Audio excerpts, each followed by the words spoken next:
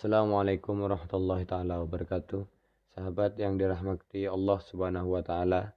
Kali ini kita akan mengisahkan tentang seorang pemimpin muslim yang sangat terkenal karena keberaniannya.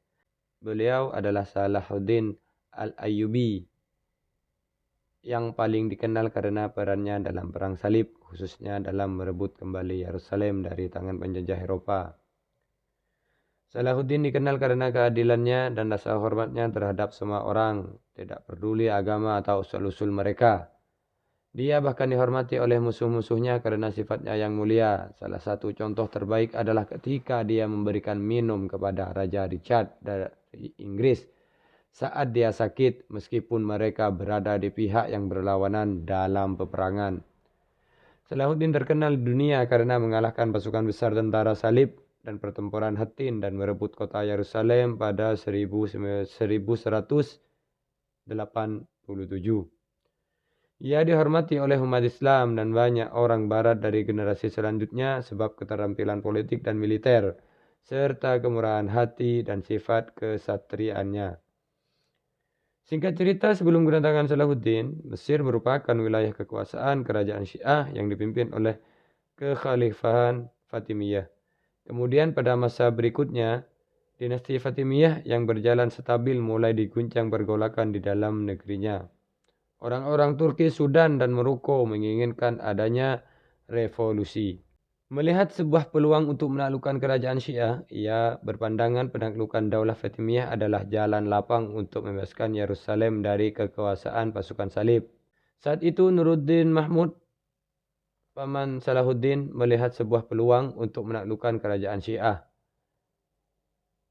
Nuruddin benar-benar merealisasikan cita-citanya ini, mengirim pasukan dari Damaskus yang dipimpin oleh Asaduddin Shirkuh untuk membantu keponakannya tersebut, Salahuddin Al-Ayyubi di Mesir. Dengan kekalahan Khalifah Fatimiyah terakhir pada tahun 1171, Salahuddin ditunjuk menjadi gubernur Mesir dan mulai mengurangi pengaruh Islam Syiah di sana. Namun tidak lama menjabat sebagai gubernur di Mesir, 2 bulan kemudian Salahuddin diangkat sebagai wakil dari Khalifah dinasti Ayyubiyah. Dan inilah kisah Salahuddin Al-Ayyubi, sang penakluk Yerusalem.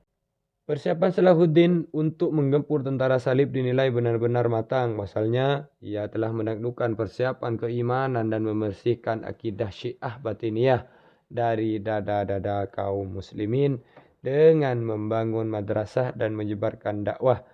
Persatuan dan persatuan umat ditanamkan dan dibangkitkan kesadaran mereka menghadapi tentara salib. Setelah itu, Salahuddin Al-Ayyubi mempersiapkan rencana untuk menaklukkan Yerusalem dengan menyatukan penduduk Syam, Irak, Yaman, Hijaz, dan Maroko di bawah satu komando. Salahuddin Al-Ayyubi pun semakin bertekad membersihkan tanah para nabi tersebut dari kesyirikan Trinitas. Pertama, Salahuddin Al-Ayyubi dan pasukannya menghadapi pasukan salib di Hattin sebagai perang pembuka untuk menaklukkan Yerusalem. Dengan kekuatan 63.000 pasukan, kaum muslimin berhasil mengalahkan 30.000 pasukan salib dan menawan 30.000 pasukan lainnya.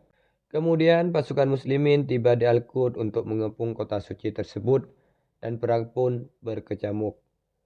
Pasukan salib sempat memanjangkan salib besar di atas Kubata Syahruk untuk memancing emosi kaum muslimin. Namun pasukan Salahuddin Al-Ayyubi berhasil membakar salib tersebut dan membuat pasukan salib terpojok dan memilih untuk berunding. Salahuddin kemudian berkata, "Aku tidak akan menyisakan seorang pun dari kaum Nasrani, sebagaimana mereka dahulu tidak menyisakan seorang pun dari umat Islam ketika menaklukkan Yerusalem." Mendengar hal tersebut, pasukan salib pun turut memberikan ancaman akan menghabisi seluruh tawanan dan membakar wilayah Yerusalem. Sebagai solusinya, Salahuddin kemudian menuruti keinginan pasukan salib dengan syarat mereka membayar 10 dinar untuk setiap laki-laki, 5 dinar untuk setiap perempuan, dan 2 dinar untuk anak-anak.